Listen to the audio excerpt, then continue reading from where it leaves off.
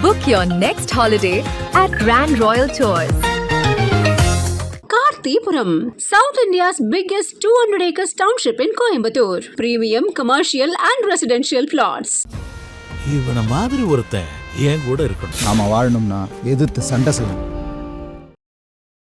எனக்கு எங்கள் அண்ணன் பார்க்கணும் போல இருக்க அவ்வளோதான், எதுவுமே இல்லை.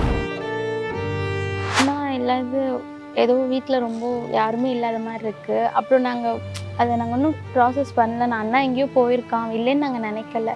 அண்ணா ஊருக்கு போயிருக்கான், சீக்கிரம் வந்துடுவோம் அப்படி தான் நினச்சிட்ருக்கோம். உங்கள் பையன் இன்னும் அதை விட்டு இது பண்ணல, எப்பயும் மாமா மாமான்னு அவ்வளோ பாசமாக இருப்பான் சொன்னாங்க. அவன் இப்போது ரீசெண்டாக கூட 2 days முன்னாடி கேட்டான், ஏன் ரவி மாமா வீட்டுக்கு வர மாட்டேங்கிறான் அப்படின்னு கேட்டான். அவனுக்கு நாங்கள் எதுவும் சொல்லலை, வருவான் அப்படின்னு சொல்லி விட்டுருவோம்.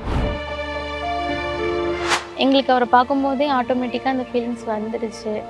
அப்புறம் ஒருத்தராக போகும்போதும் ரொம்ப ரொம்ப ஃபீல் பண்ணி அழுதாங்க. இந்த பணி உங்களுக்கு எவ்வளோ வாழ்க்கையில் எவ்வளோ முக்கியம்? எங்கள் அண்ணன் என்னை வேலைக்கு விட்டதில்லை, அப்படி தான் என்னை பார்த்துக்கிட்டான். எங்களுக்கு அப்பா இல்லைங்கண்ணா, அப்பா 15 years ஆச்சு இறந்து. இப்போது அண்ணா தான் எங்களை எல்லாத்தையுமே பார்த்துக்கிட்டான். என் கல்யாணம், என் டெலிவரி எல்லாமே எங்கள் அண்ணன் தான் பார்த்துக்கிட்டான்.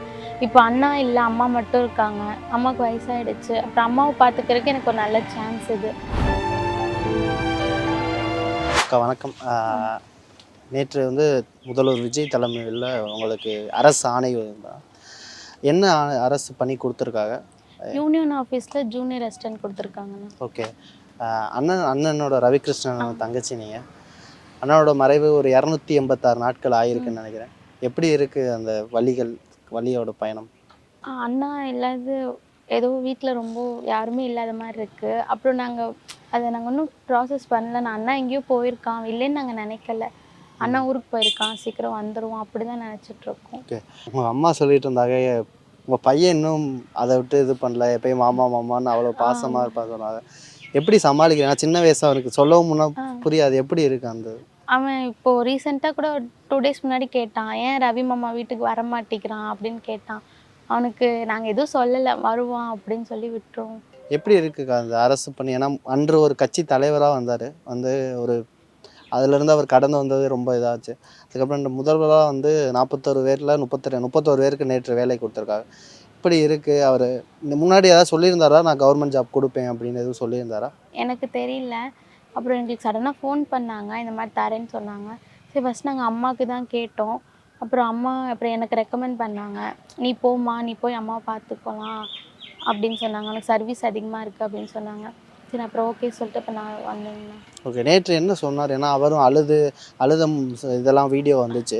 நேற்று என்ன சொன்னார் முக்கியமாக? அவர் எதுவுமே பேசலைங்கண்ணா. ஓகே. பேசலை. வந்தாங்க, இது கொடுக்க ஆரம்பித்தாங்க. நாங்கள் எல்லோரும் போனோம். ரொம்ப எமோஷ்னல் ஆனார், அழுதார். ஒரு 5 minutes கிட்ட திரும்பி நின்று அழுதார். அதுக்கப்புறம் திருப்பி கொடுக்க ஆரம்பித்தாங்க. அவனால் எதுவும் பேச முடியல. ஏன்னா சொல்லியிருந்தாங்க, நிறையா டிஷ்யூ பேப்பர்லாம் அவர் பக்கத்தில் வச்சு தொடச்சிக்கிட்டே இருந்தாருன்னா அவ்வளோ ரொம்ப அழுதாரு. ஆமாங்கண்ணா. எங்களுக்கு அவரை பார்க்கும்போதே ஆட்டோமேட்டிக்காக அந்த ஃபீலிங்ஸ் வந்துடுச்சு. அப்புறம் ஒருத்தராக போகும்போதும் ரொம்ப ரொம்ப ஃபீல் பண்ணி அழுதாங்க. அண்ணனோட மறைவு ஒரு 286 நாட்கள் ஆயிருச்சு. அரசு பணி கொடுக்க போகிறோம்னு சொன்னதுக்கு அவ்வளவு எதிர்ப்புகள், கோர்ட்டில் கேஸ்லாம் போட்டாங்க.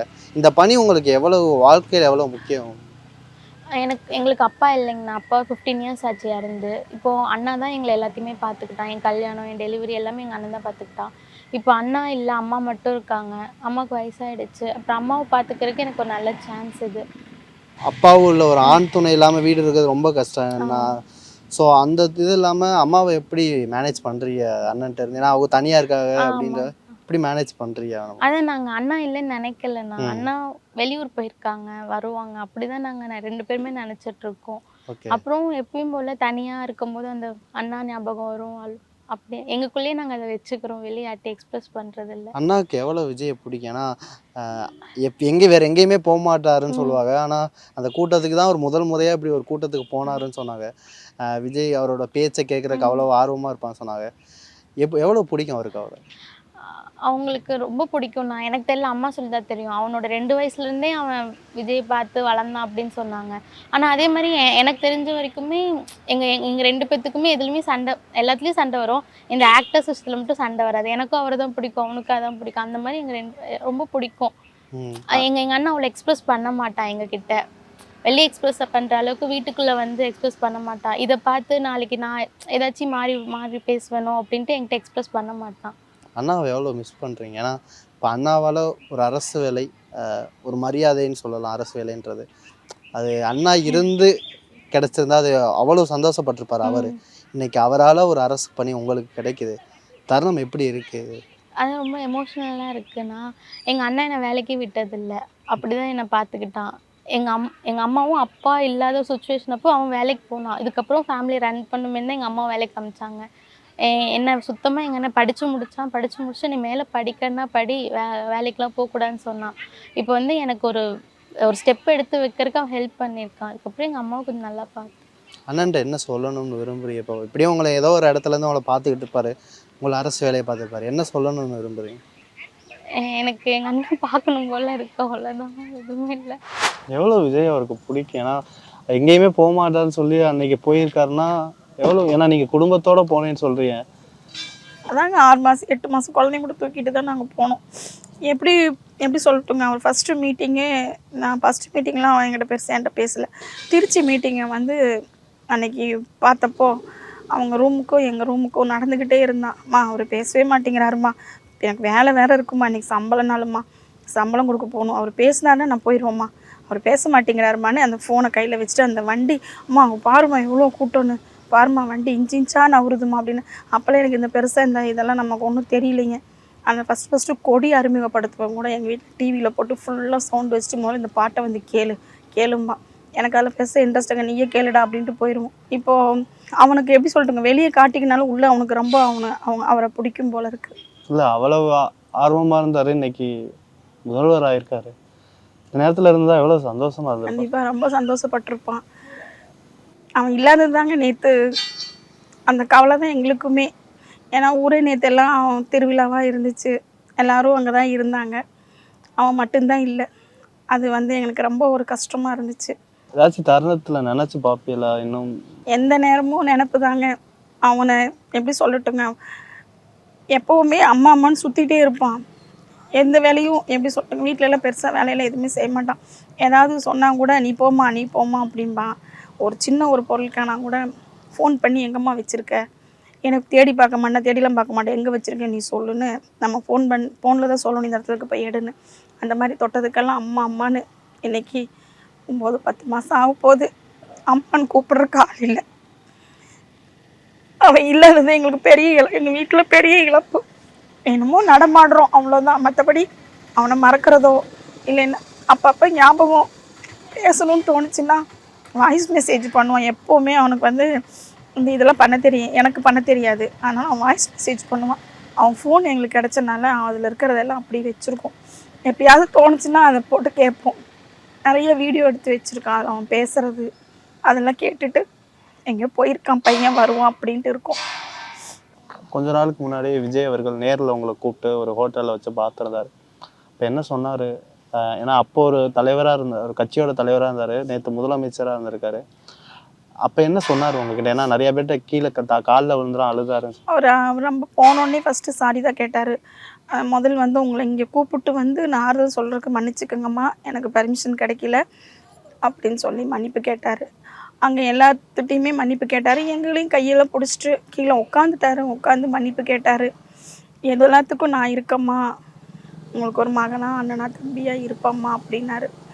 அதே மாதிரி அங்கே போய் ஒரு இன்சூரன்ஸ் கொடுத்தாங்க எங்களுக்கு. அவர்கிட்ட ரொம்ப பேசவே முடியல, அவரும் அழுதார், நாங்களும் எல்லாம் அழுதது தான். அங்கே யாரும் வந்து பேசலாம் இல்லை. அவர் ரொம்ப உடஞ்சிருந்தார். அந்த நேரத்தில் நாங்கள் போய் தான் அவர்கிட்ட வந்து நீங்கள் இதுலேருந்து வெளியே வாங்க, ஏன்னா எனக்கு என் பையன் ஒருத்தன் மட்டும்தான், அவருக்கு 41 பேர்த்தையோட கஷ்டத்தையும் அவர் அன்னைக்கு கேட்டிருந்தார். அவர் ரொம்ப ரொம்ப இழைச்சி போய் இப்போ கூட பரவாயில்ல, இப்போ ரொம்ப இதாக இருந்தார். அவர் அன்னைக்கு ஒரு வாக்கு கொடுத்துருப்பாரு, நான் உங்களுக்கு மகனாக இருப்பேன்னு. இன்னைக்கு ஒரு முதலமைச்சராக அந்த வாக்கை வந்து ஒரு அரசு பணி, அவ்வளவு எதிர்ப்புகள் அந்த அரசு பணிக்கு, கேஸ்லாம் போட்டாங்க கோர்ட்டில் போய். ஆனாலும் இந்த அரசு பணி அவங்களுக்கு போகணும் அப்படின்ற ஒரு இதில் வந்து அவர் முதல் முறையாக முதலமைச்சராக உடனே கொடுத்துருக்காரு. எப்படி பார்க்குறீங்க? எங்களுக்கு இதை சந்தோஷமாக ஏற்றுக்கவும் முடியாது. ஏன்னா நான் ஒரு இழப்பில் இருந்து தான் எங்களுக்கு அது வந்திருக்கு. எங்களுக்கு சும்மா யாரும் தூக்கி கொடுக்கல, யாரும் வேணும்னு. ஏன்னா நீங்கள் இந்த கேள்வி கேட்டனால நான் சொல்கிறேன், நாங்களும் ஃபோன் பார்க்குறோம், எல்லோரும் இவங்களுக்கு எது கொடுக்குறீங்கன்னு படிக்கிறாங்க. நான் தப்பு சொல்லலை, அவங்களும் கஷ்டப்பட்டு. எங்கள் பையனும் பரீட்சை எழுதியிருக்கா, நிறைய டைமு ஃபெயில் ஆகியிருக்கிறான், நான் இல்லைன்னு சொல்லலை. எங்கள் பொண்ணும் எழுதியிருக்கு, அதெல்லாம் நான் வந்து தப்பு சொல்லலை. இன்றைக்கி எங்களுக்கு வாழ்வாதாரத்துக்கு யாருமே இல்லை, வீட்டுக்காரும் இல்லை, பையனும் இல்லை. எனக்கும் 50 வயசு ஆயிடுச்சு, பொண்ணு கல்யாணம் பண்ணி கொடுத்தாச்சு. இந்த மாதிரி இருக்கிறப்போ அந்த வேலை எங்களுக்கு சந்தோஷம். இந்த வேலை எவ்வளோ ஒரு பயனுள்ளதாக இருக்கும்? ஏன்னா உண்மையாலுமே நானும் வேலைக்கு போயிட்டு தான் இருக்கேன். நான் வந்து பெருசாலாம் ஒன்றும் இல்லைங்க, ஒரு 7-8 ரூபா தான் சம்பளம் வாங்குவேன். எனக்கு அந்த வேலையை வச்சு நான் வீட்டு வாடகை கொடுக்கணும், நான் சாப்பிடணும், நான் எல்லாத்தையும் நான் பார்க்கணும். இப்போ இந்த வேலை எங்கள் பொண்ணுக்கு கொடுத்துருக்கனால நாளைக்கு என் பொண்ணுகிட்ட நான் தைரியமாக போய் என்னை பாருன்னு நான் கேட்கலாம்.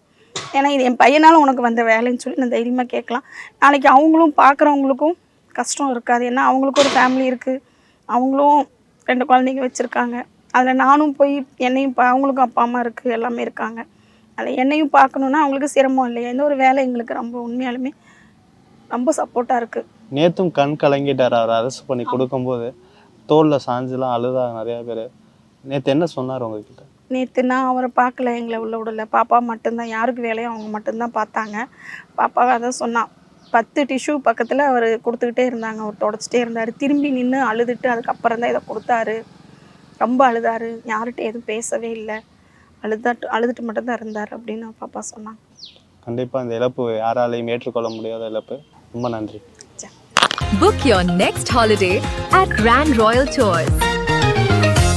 Karthipuram, South India's biggest 200 acres township in Coimbatore. Premium commercial and residential plots. இவனை மாதிரி ஒருத்தன் என் கூட இருக்கணும். நாம வாழணும்னா எதிர்த்து சண்டை செய்யணும்.